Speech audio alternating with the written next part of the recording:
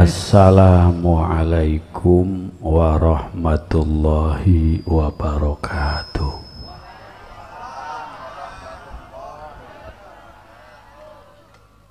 Alhamdulillah wassalatu wassalamu ala rasulillah wa ala alihi wa sahbihi wa mawalah, amma ba'du. Para kiai, para asatid, adik saya Kiai Haji Ahmad Humaini dari Iran, mudah-mudahan beliau sehat panjang umur. Qori kita Ustadz Ahmad Fauzi dan para qori yang lainnya, Bapak Kepala Desa, Bapak Haji Nana, saudara saya, beda ibu beda bapak, Bapak Binamas, Pak Binsa, panitia yang semuanya insya Allah dapat pahala, ibu-ibunya dapat pahala, bapak-bapaknya dapat pahala, dan mudah-mudahan saya juga kebagian pahala. Tak lupa kepada salah satu panitia yang lagi bawa air buat saya, apa bukan itu airnya? Oh iya, buat saya, kesian itu. Insya Allah mudah-mudahan panitia semua masuk angin nih masuk surga lah. Hadirin hadirat rahimakumullah. Tukang son low, volume naik. Malam ini kita bersyukur dengan adanya hari yang paling istimewa bagi kita umat, hari dilahirkannya Nabi Baginda Nabi besar Muhammad. Maka syukur ini telah dilakukan oleh para salafun soleh. Jadi kalau sekarang ada yang debat-debat, apa itu mulut, apa itu malul qiyam, ini adalah satu tangga untuk menaikkan derajat kita di hadapan Allah. Siapa kita? Rasulullah lahir sudah makrifat. Buktinya begitu dilahirkan tidak menangis. Apa yang dibaca oleh Rasul? Allahu Akbar kabira walhamdulillahi katsira wa subhanallahi bukratan wa asila. Ngantuk ya? Rapopo. Andaikan sampai pagi belum apa-apa pengorbanan kita dibandingkan cinta Rasul kepada kita. Mungkin apa buatan? Amin Allahumma. Awas bu. Wallahu akhrajakum min butuni ummahatikum la ta'lamuna syai'a. Ini mic bekas kori, efeknya gede. Tadi kori, ya. Saya bilang jangan narik ke sini, ntar ada dua mic-nya. Ayo dong baca lafaz Allah biar dapat pahala semuanya. Wallahu akhrajakum min butuni ummahatikum la ta'lamuna syai'a.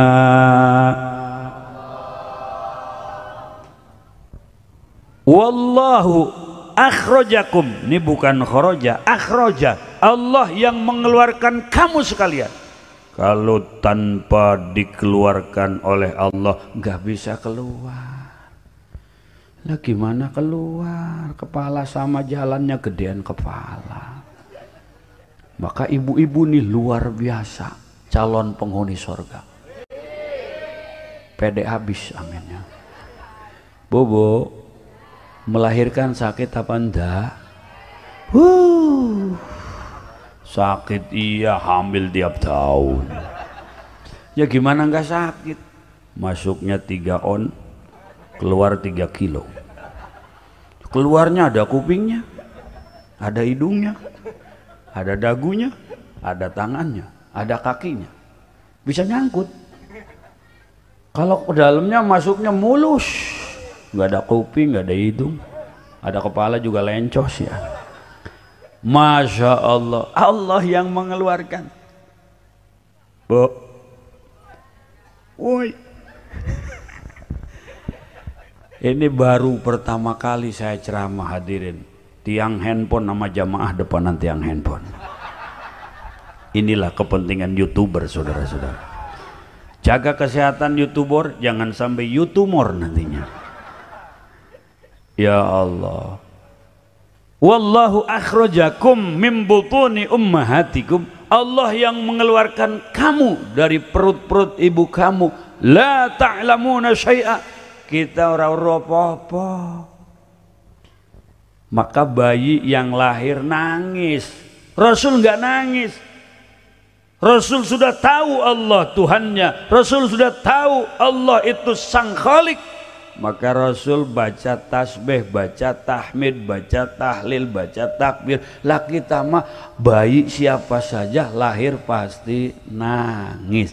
Lantaran la ta'lamuna syai'a, belum tahu apa-apa. Itu bayi sekalipun bayi anak penyanyi, pedangdut, pop, tetap dia nangisnya sama. Sekalipun bayi Roma Irama, nggak pernah kita ngedengar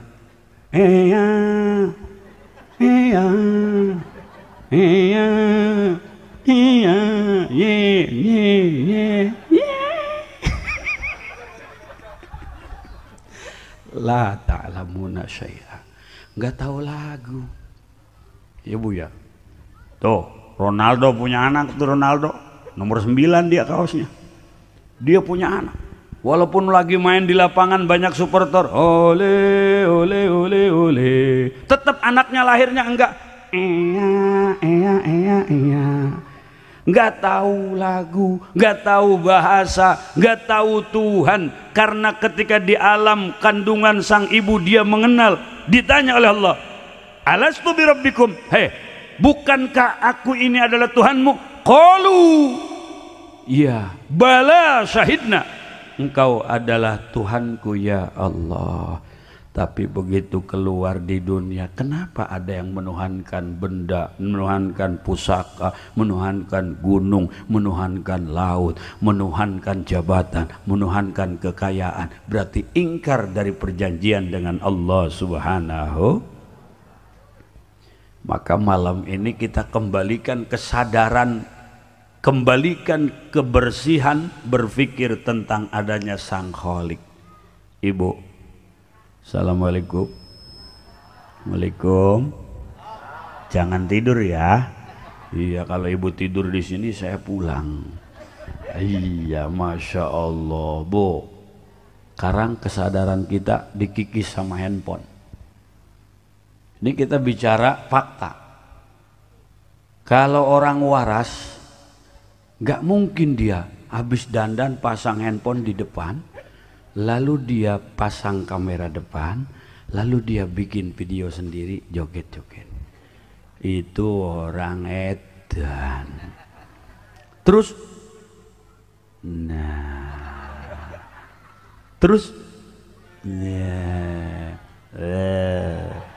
itu sendiri dia.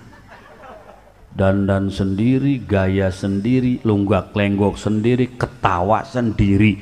Sing weru to kabeh padha weru bahwa yang ketawa sendiri itu orang edan. Berarti malam ini saya ceramah di hadapan orang yang ceramahnya juga ya wis ora apa-apa. Kita podo edan kabeh.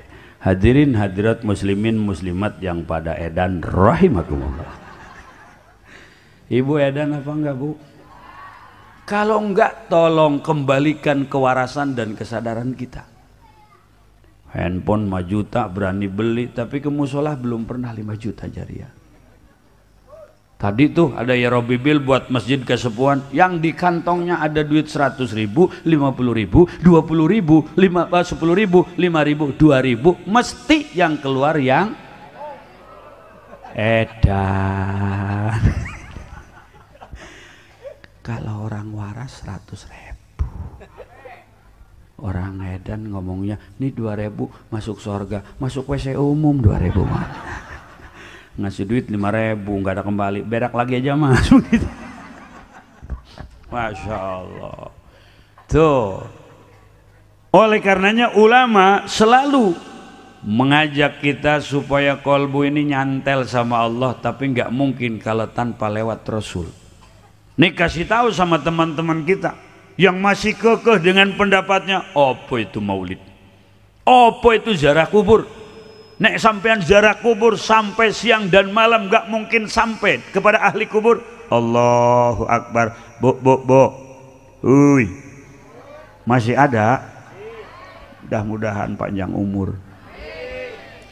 Kalau kita melihat bahwa Rasulullah dengan para sahabat pernah berjalan bersama-sama, lalu di tengah perjalanan Rasul berhenti.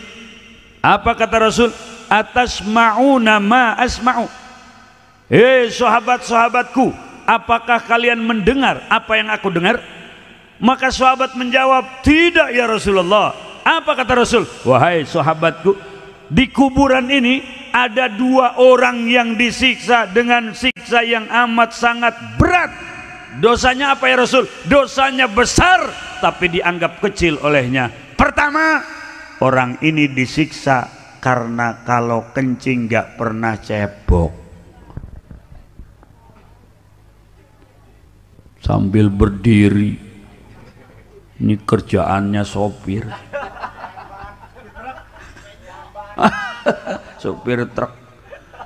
Pengen buang air kecil di pinggir jalan. Dibuka.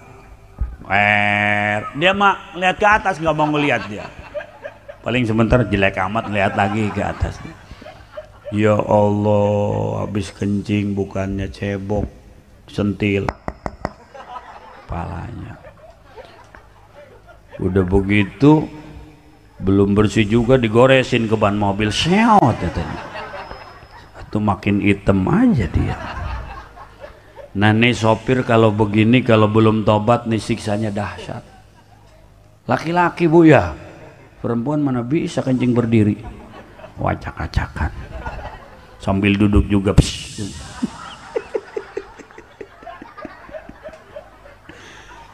Ya Allah. Yang kedua, ini orang disiksa kenapa? Karena dia sering menyakiti orang dengan lisannya. Namimah, adu domba. Ini sekarang adu domba di medsos. Allahu Akbar. Kita jangan kepancing nih teman-teman, saudara-saudara. Kita semua dididik oleh ulama untuk cinta zuriat Nabi. Bu, ada orang yang mengatakan hasil tesis saya ini terputuslah zuriat Nabi dari Ubaidillah. Orang tua kita, kiai kita ya dari dulu lebih alim, lebih soleh, lebih dekat ke Allah. Gak pernah ngomong itu. Sekarang kalau memang dia punya tesis, itu harus disidangkan. Harus disidangkan, dibantah. Lalu orang yang membantahnya punya dalil. Lah sekarang bagaimana katanya? Orang dari Robitoh Alawiyah nggak datang. Terlalu kerdil bagi ketua Robitoh Alawiyah untuk membantah tesis yang murahan. 1000 kali mereka benci habaib, kita punya 1.000.000 kecintaan untuk habaib. Betul? Jangan ke bawah mas. Tadi kata Kiai Haji Umen, ini Allah dengan Rasulullah menjadikan gunung-gunung emas-emas.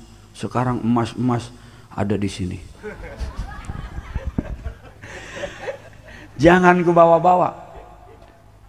Akhirnya memecah belah umat. Di tubuh kita NU terpecah. Masa orang yang mau memperjuangkan kebenaran penampilannya jauh dari kebenaran? Ada lagi tuh, siapa tuh yang pakai anting, kepalanya botak. Ntar gua kirim amplas ke rumahnya ntar. Apa dia kata? Oh sekarang anting itu bukan untuk perempuan saja. Di Jogja ini anting jadi tren. Innallahal jamal yuhibbul jamil. Innallahal jamal yuhibbul jamil. Allah itu indah, suka keindahan. Keindahan yang mana? Laki-laki haram pakai anting botak. Apakah itu yang dijadikan panutan? Inna lillahi wa inna ilaihi Maka orang itu ada yang mereka ilmiah karena mereka sekolah ilmiah. Kalau yang bikin tesis ini seolah ilmiah. Bu,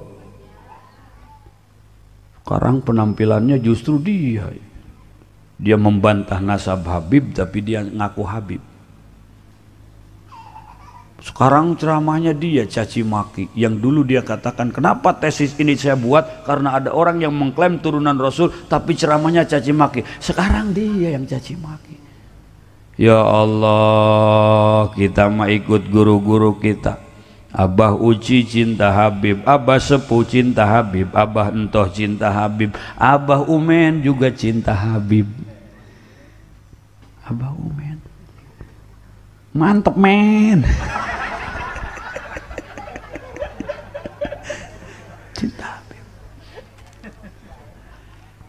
Dan mencintai habaib ini adalah syariat. Kalau Habibnya pakai gamis, janggotnya indah, wajahnya tampan, lisannya paseh, adabnya sopan, aromanya wangi, dermawan, gak diajak juga cinta hati kita kepada Habib yang seperti itu. Nah, kita diuji dengan sosok Habib yang tampangnya kayaknya gak mencerminkan, omongannya. Di situ Allah uji apakah tetap kita cinta atau tidak. Ini mohon maaf nih, sebab masih ada di antara kita yang dukung tesis. Kalau memang itu tesis dia sudah disampaikan ke publik, sudah, jangan lalu menggerogoti hal yang lain, akhirnya umat pecah. Bu, Waalaikumsalam. Tapi insya Allah kalau saya lihat di sini ibu-ibunya semua solehah. Namun untuk meraih gelar wanita solehah ada syaratnya. Pengen tahu? Pertama, taat kepada Allah dan kepada Rasul. Yang kedua, taat kepada suami sepanjang perintah suaminya tidak maksiat. Yang ketiga, ini yang berat. Sampaikan apa jangan, Bu? Sampaikan apa jangan? Anda wanita bisa dikatakan wanita solehah kalau Anda memberikan izin kepada suami untuk kawin lagi.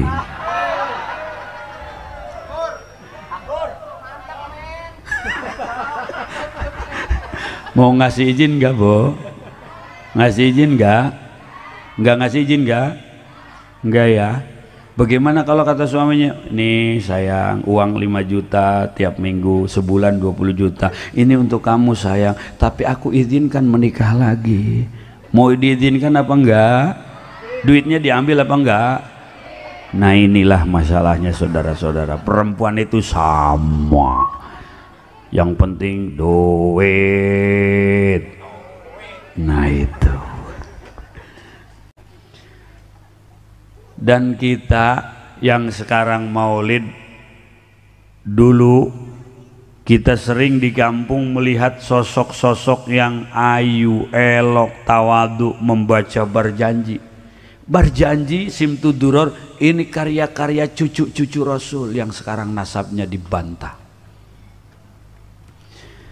Allahumma salli wa sallim wa barik alaih. Bismillahirrahmanirrahim. Inna fatahna laka fathan mubina liyaghfir laka Allahu ma taqaddama min dhanbika wa ma ta'akhkhar ويتم نعمته عليك ويهديك صراطا مستقيما وينصرك الله نصرا عزيزا لقد جاءكم رسول من أنفسكم عزيز عليه ما عنتم حريص عليكم بالمؤمنين رؤوف رحيم فإن تولوا فقل حسبي الله لا إله إلا هو عليه توكلت وهو رب العرش العظيم صدق الله العلي العظيم وبلغ رسوله النبي الحبيب الكريم والحمد لله رب إن الله وملائكته يصلون على النبي يا أيها الذين آمنوا صلوا عليه وسلموا تسليما اللهم صل وسلم وبارك عليه. Ketika itu dibaca dengan keikhlasan, panitianya ikhlas, yang hadirnya ikhlas, yang bacanya ikhlas, insya Allah hadirin, malaikat rahmat akan diturunkan oleh Allah. Yakin apa enggak, Bu? Yakin. Kita baca, maka bacaan itu mengundang malaikat. Kita zikir, maka zikir itu mengundang malaikat. Kita ziarah kubur yang sebagian saudara kita mengklaim jangan, tidak ada artinya. Baca riwayat tadi, begitu Rasul mengatakan, ini orang di kuburnya disiksa. Pertama karena buang air kecil, nggak pernah bersih, nggak pernah cebok. Dan yang kedua, dia menyakiti saudaranya, membuat pecah belah di kalangan saudaranya dengan lisannya. Lalu apa yang dilakukan oleh Rasul? Hai sahabat, ambil 2 pelepah kurma, lalu bawa ke sini. Lalu pelepah kurma itu ditancapkan di atas kuburan orang yang disiksa. Sahabat bertanya, apa tanfa'uhum ya Rasulullah? Apakah pelepah kurma ini manfaat untuk ahli kubur? Apa kata Rasul? Iya. Manfaatnya apa ya Rasul? Pelepah kurma ini selama daunnya basah dia berzikir, maka zikirnya manfaat bagi ahli kubur. Kalau dalam rahmat ditambah rahmatnya, kalau ahli kubur sedang disiksa akan dikurangi siksanya. Pelepah kurma saja, daun kurma saja, daun kamboja saja yang masih basah ditancap di kubur, manfaat bagi ahli kubur dengan zikir yang dibaca. Atuh apalagi manusia. Gitu. Ingin apa boten? Amin Allahumma. Pak Haji, saya suka jarah kubur, kata si Mas. Tapi kalau saya jarah bawa bunga 7 rupa. Ya, terus Mas, saya taburin atas kuburan. Buru-buru taburin. Itu bagaimana? Selama daun itu masih basah, dia bertasbih kepada Allah, tasbihnya manfaat buat ahli kubur. Buka dong Wahabi, ente ngomong gak nyampe, ente ngomong gak ada arti, sampean ngomong gak ada artinya tuh ziarah kubur. Ternyata Rasul dengan menancapkan pelepah korma, pelepah yang bertasbih, manfaat bagi ahli kubur. Apalagi kita saudaranya, anaknya, keluarganya duduk di depan kubur, bukan menyembah kubur, bukan meminta kepada kubur, bertasbih, yakin ahli kubur bahagia insya. Terus ini terus iyalah, saya meminum dulu ya Bu ya. Masya Allah.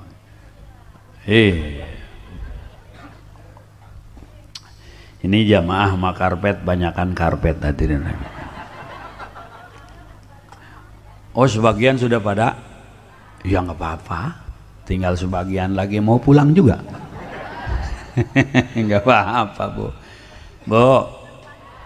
Yang baik-baik itu harus dipertahankan dan dibiasakan dan ditingkatkan.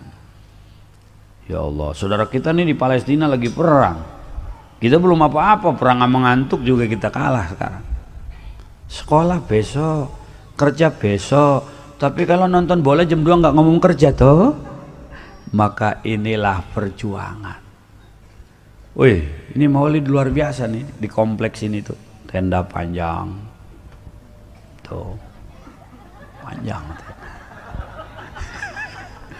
Sini mah tendanya pohon jambu, ada panggung, Allah Akbar. Saya duduk sendiri kayak pengantin sunat tadi. Ada bunga-bunga. Ziarah kubur jangan khawatir, nyampe. Kalau Rasul tiap tahun datang ke syuhada Uhud, itu namanya haul. Jadi haul Rasul haul. Rasul datang ke kuburan, assalamualaikum ya ahlal diyar. Berarti yang di kuburan pun komunikasi dengan kita. Ini belajar dari buku, buka saya Google punya dalil satu juga, masya Allah, nyaci sama kiai, mencak dia, itu tidak boleh, itu bid'ah, itu tidak boleh, bid'ah, dikit-dikit bid'ah, Allahu Akbar, terlalu dangkal, masya Allah. Maka oleh karenanya para jamaah rahimakumullah, Allah subhanahu wa ta'ala membaca sholawat yang maknanya rahmat. Malaikat membaca sholawat yang di sholawat malaikat itu ada magfirah. Maka Allah pun sallu, memerintahkan kepada kita, sallu alaihi wa sallimu taslima. Bersolawatlah engkau kepada Nabi Muhammad dengan sholawat dan salam yang sempurna. Walladzi yusalli alaikum wa malaikatuhu liyukhrijakum minadh dhulumati ilan nur. Ini kalau sholawatnya dawam, ada guru, ada sanad, hasil ijazah. Sholawatnya bukan sholawat liar, didawam malam Jumat ca sholawat, kemudian didawam baca berjanji, kemudian mahalul qiyam, liyukhrijakum minadh dhulumati ilan nur. Allah akan mengeluarkan kita dari kegelapan, kekafiran, kemusyrikan, kemunafikan, ilan nur, menuju cahaya keimanan. Allah akan mengeluarkan kita, hadirin rahimakumullah, dari tempat kebodohan menuju tempat ilmu. Allah akan mengeluarkan kita dari ketidakyakinan menuju yakin. Allah akan mengeluarkan kita dari tempat yang kita ini ragu kepada Allah, kita diajak menuju yakin kepada Allah lewat sholawat dengan baginda Nabi besar Muhammad. Ada teman-teman kita yang ngomong sholawat nariyah syirik, sholawat tibil kulub tidak berdasar. Satu saja sholawat Ibrahimiyah, itu pun jangan pakai sayyidina. Rasul mengajarkan Allahumma sholli ala Muhammad wa ali Muhammad. Rasul itu tawadu, Mas. Ini Pak Lurah Nana, ya mohon maaf Pak Lurah, ini karena saudara ya, saudara saya. Alhamdulillah beliau hadir sampai jam segini belum pulang. Pak polisi juga ada tuh, alhamdulillah nggak ada yang ditilang mungkin. Saudara semua, saudara-saudara. Ini kalau ada Pak Camat misalnya, Camat atau Pak Lurah misalnya Pak Haji Nana, walaupun Pak Haji Nana kita, Pak Lurah mau kemana? Jangan ngomong Lurah, biasa aja panggil nama aja. Tapi tetap kita sebagai warga beradab. Pak Lurah mau kemana? Pak Lurah Nana, tetap pakai Pak Lurah, Bapak Lurah. Rasul mengatakan jangan panggil saya Sayyid. Tapi kita selaku umat yang beradab ya tetap aja Sayyidina Muhammad. Bu, kita mah tetap dalam akidah ahlu sunnah wal jamaah. Rujukannya siapa? Dua tokoh. Pertama Imam Abu Mansur Al-Maturidi, makamnya di Uzbekistan. Saya sebulan yang lalu ziarah ke sana, subhanallah, laki-lakinya cakep-cakep. Nggak adalah di panggung ini mah satu juga. Nengok kanan, astagfirullah. Nengok kiri, innalillah. Kalau saya, alhamdulillah.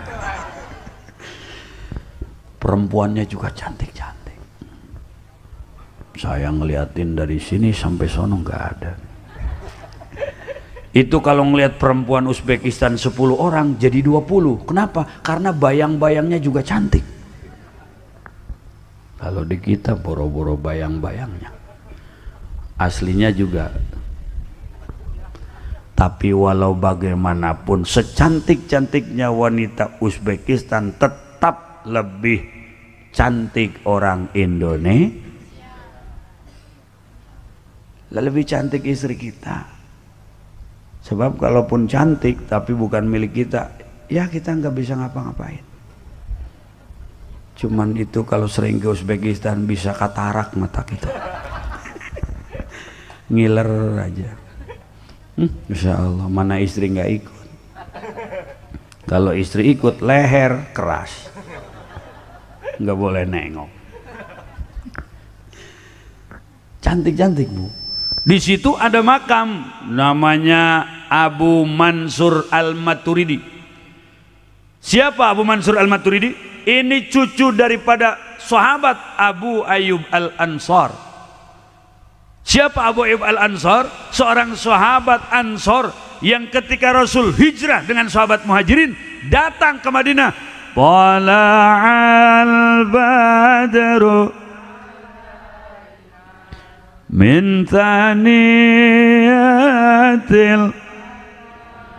wajaba syukru mada'a lillahi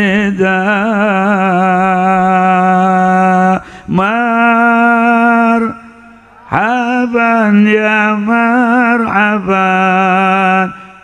ya nural aini marhaban jaddal husaini marhaban marhaban.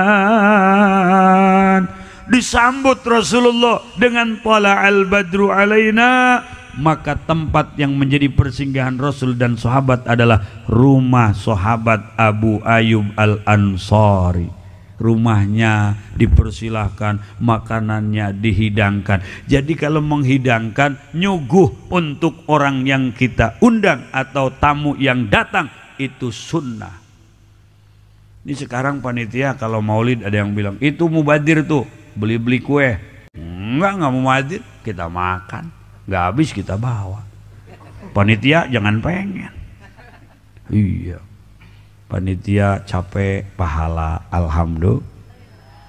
Nah, sahabat Abu Ayyub Al-Ansar ini kemudian hadirin rahimakumullah wafat di Turki.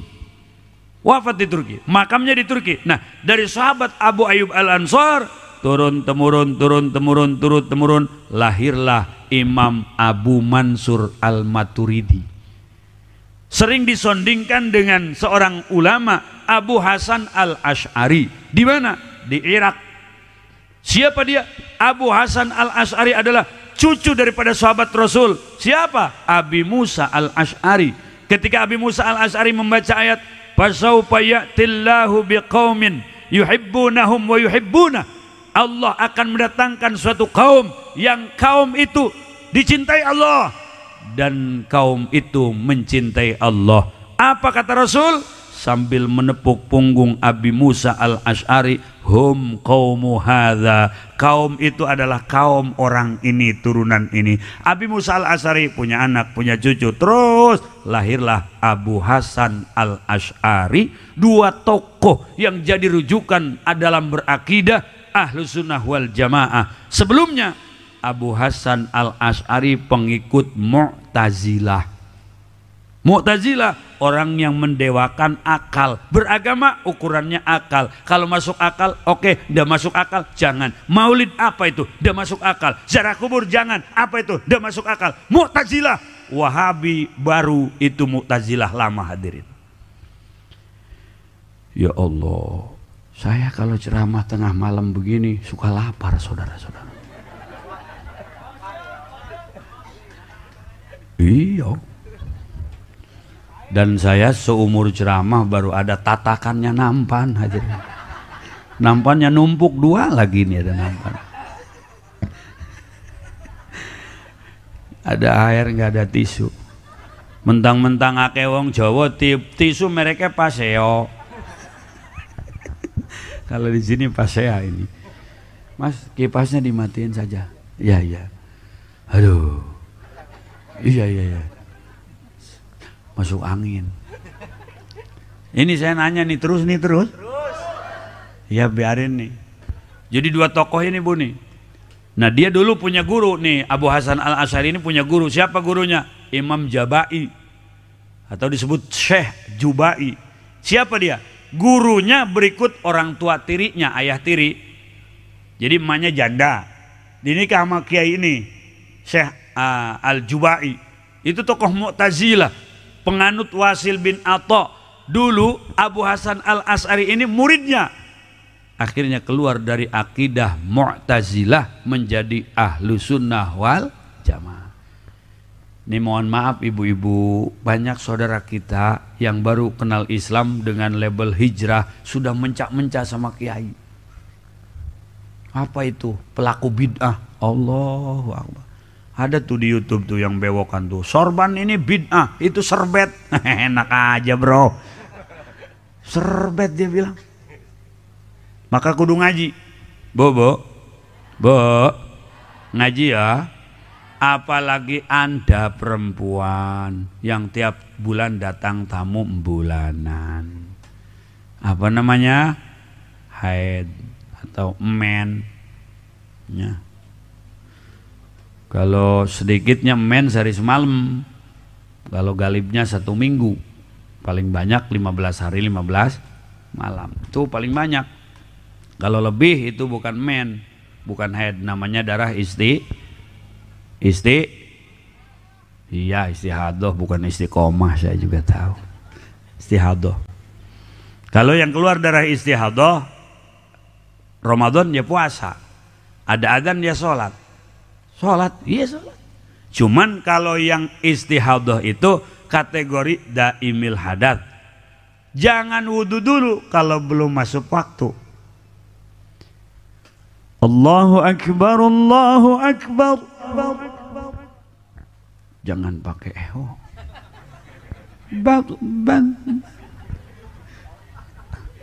Repot nanti.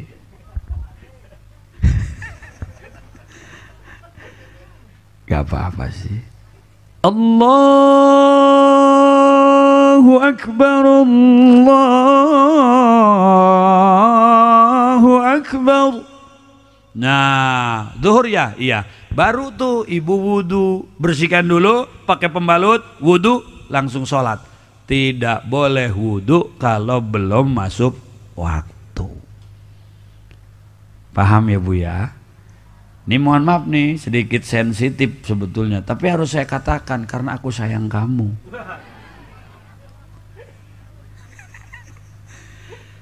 Banyak perempuan yang gak paham. Termasuk nih daimil hadat, orang yang bekser kencing, bekser kentut. Itu yang ketawa kayaknya itu. Jadi ada orang bekser kencingnya nggak banyak, sedikit-sedikit. Duduk ceret, bangun ceret, jalan ceret, lari ceret. Nah itu namanya daimil hadat. Jangan wudhu dulu kalau belum masuk waktu. Kayak orang bekser kentut. Ada yang bekser kentut? Ada. Kentut aja dia. Sampai ada yang nyebut Pak Kentut. Duduk, jalan pok, lari pret. Celana dalamnya juga belakangnya pada bolong dia. Panas. Ini juga jangan wudhu dulu kalau belum masuk waktu. Setelah wudhu, ibu-ibu harus tahu pembatalan wudhu. Pertama diantaranya, ada yang keluar dari 2 jalan, baik kubul maupun dubur. Ya kencing, batal. Buang air besar, batal. Atau yang keluarnya ini jarang terjadi. Misal, punten ini ngaji ini, fikih Bu. Ada bapak-bapak kencing, saya nggak tahan, pengen kencing. Pas keluar, Coca-Cola. Tetap batal wudhunya. Atau mulas, buang air dia. Pas keluar, biji kopi. Jadi tadinya kopi mentah ditelan, lantaran keras, nggak hancur, dibuang. Itu namanya mutanajis. Biji kopi itu hanya kena najis, dicuci, dibersihkan, diminum, boleh. Kopi luwak. Ya, jadi kopi luwak itu hanya iklan saja. Katanya dimakan musang. Ya, musang kan? Dimakan musang, kemudian musang buang air, kopinya masih utuh. Itu mah iklan doang. Mana ada musang se-Indonesia dia nelen kopi. Nah, batal tuh. Kemudian bertemu kulit dua manusia laki-laki dan perempuan yang sudah akil balik dan bukan mahram. Ketemu kulit, kalau ketemunya sama kucingnya nggak batal. Kenapa ini saya angkat? Ada perempuan udah pakai mukena rapi, wudhu lagi mbak. Iya, saya nyentuh kucing. Kok nyentuh kucing wudhu lagi? Kucingnya cowok.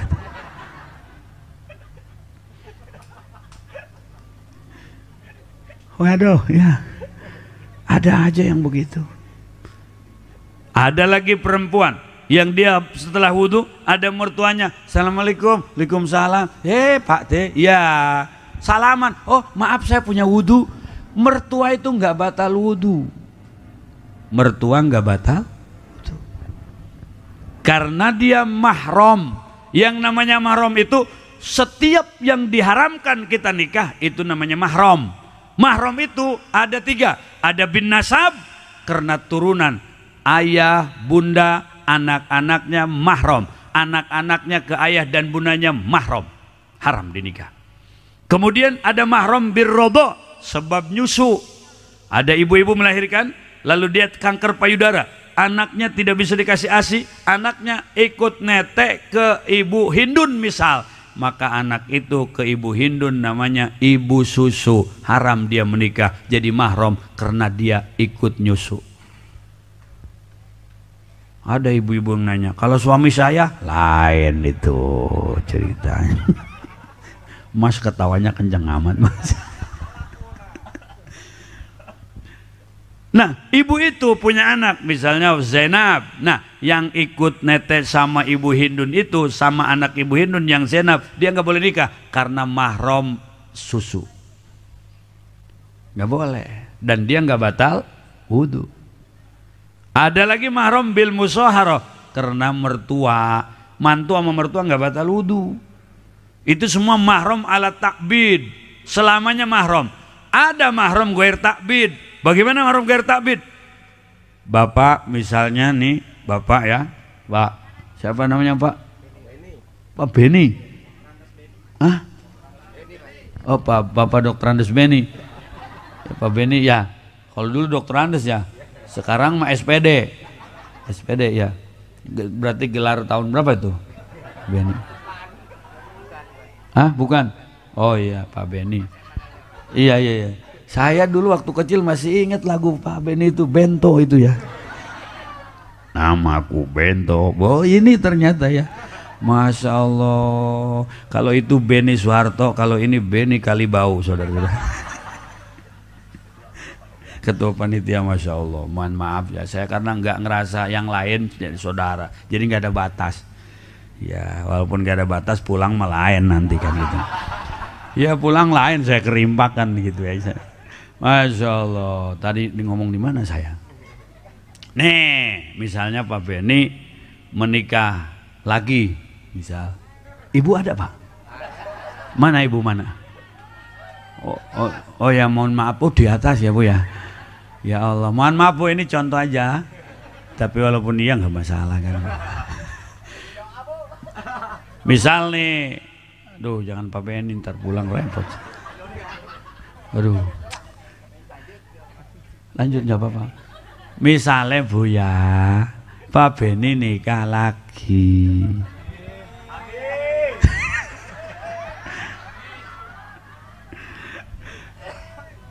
Ada seorang laki-laki menikah dengan seseorang yang bernama Santi, katakanlah.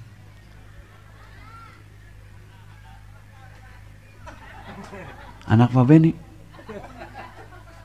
Oh, anak Bu Santi ana to? Nggih, boten apa-apa to? Nggih, Bu Santi.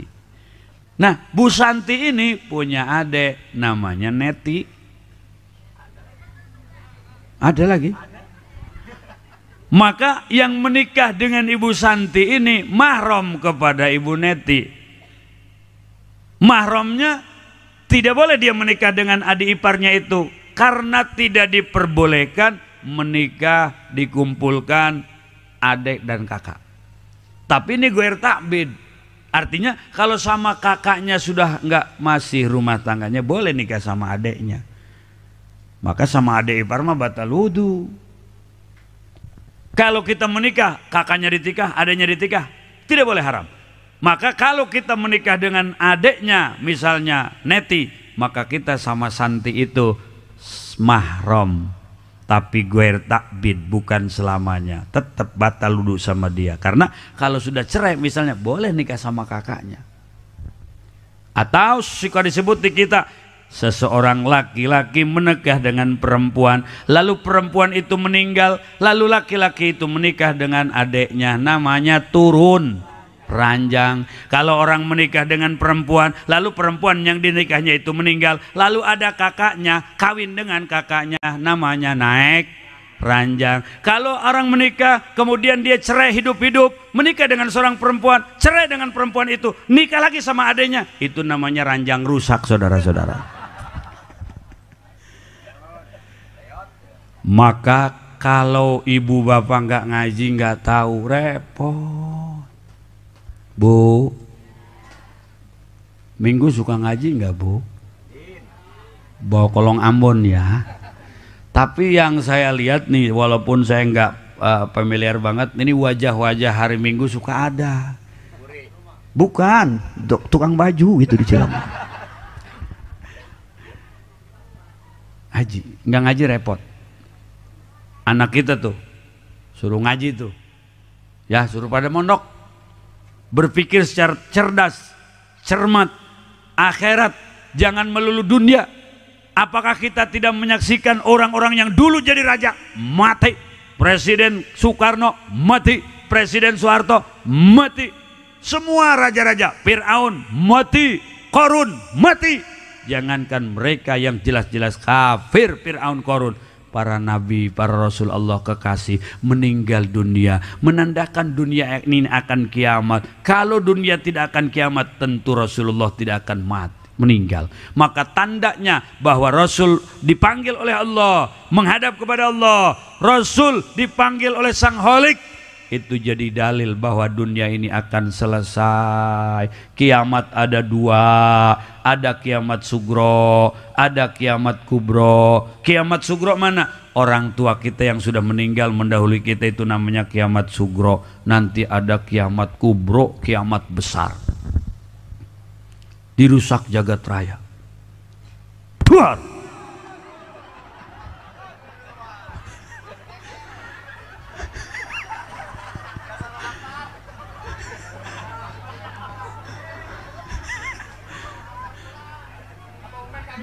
Masya Allah, Abah Umen kaget, saudara-saudara. Rokoknya sampai jatuh, saudara-saudara. Itu belum apa-apa, hanya suara kecil. Nanti kiamat itu hancur porak-poranda. Kaget meneh. Hancur. Gunung meletus, planet-planet, makhluk angkasa semua hancur.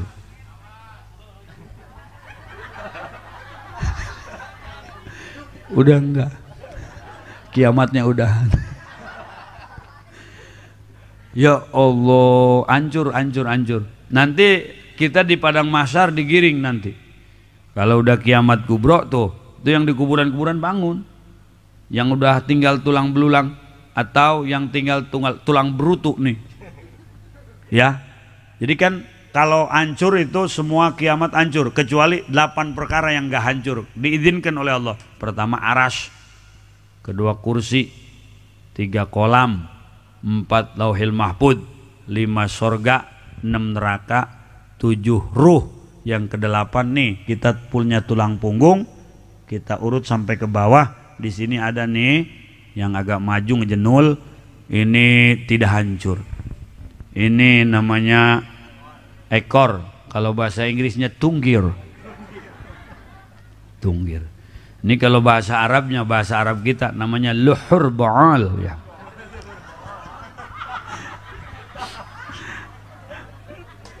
Itu nggak hancur. Oh ayah baiknya. Jadi bisa Sunda orangnya. Emang orang dia gitu. Ai Suganta orang mana baik. Ajur kabeh. Ibu-ibu, pipi dimedok-medoki, bibir dimerah-merahi, hancur. Innalillahi wa inna ilaihi raji'un. Maka carilah sesuatu yang tidak hancur, yaitu amal. Orang-orang soleh dulu meninggalkan sesuatu yang sampai saat ini kita lanjutkan. Ini jadi amal bagi mereka. Kita pakai baju ini, baju yang kita pakai ini dari benang dari kapas. Kapas yang ditanam itu bukan kapas yang nanam kemarin, tapi 30-40 tahun yang lalu. Kita mau bikin kue pakai santan kara. Ya, itu santan itu dari kelapa, bukan kelapa yang ditanam bulan lalu, tahun lalu, tapi 40 tahun yang lalu. Kita sekarang bisa maulid, ini adalah hasil tanaman orang tua kita dulu. Ngeriung, mahalul qiyam, marhaba, baca Quran, maka jangan sampai dihilangkan. Ibu kalau mau nyekolahin anak hati-hati, ngulahin anak hati-hati, jangan ke tempat yang anti maulid. Masya Allah, ngerinya gimana? Mereka mengkafirkan orang-orang yang maulid. Mereka mengatakan itu pelaku bid'ah. Oleh karena itu alangkah cerdiknya para ulama salafun saleh berhadapan dengan Syiah, berhadapan dengan Wahabi. Mereka tetap tegar dengan ahlu sunnah wal jamaah yang aktivitasnya Isra Mi'raj, maulid, tahlilan, kenduri, ziarah kubur, kemudian manaqib dan Syekh Abdul Qadir Al-Jailani. Inilah agenda dan aktivitas orang-orang yang berakidah ahlu sunnah wal jamaah. Mudah-mudahan maulid kita diterima oleh Allah, ngantuknya kita dijadikan ibadah, dan pulang setelah ngaji maulid malam ini kita mendapat ampunan dari Allah Subhanahu wa ta'ala. Mungkin hanya inilah yang saya dapat sampaikan. Sudah jam 1, mudah-mudahan manfaat. Langsung doa nih, ayo wes, amin. Allahumma amin. Allahumma ihdinas siratal mustaqim, siratal ladzina an'amta 'alaihim minan nabiyyin wasiddiqin wasyuhada wassalihin wa hasuna ulaika rafiqa. Dzalikal fadlu minallahi wa kafa billahi 'alima. Shalli wa sallim ala jami'il anbiya'i wal mursalin walhamdulillahi rabbil alamin. Wassalamualaikum warahmatullahi wabarakatuh.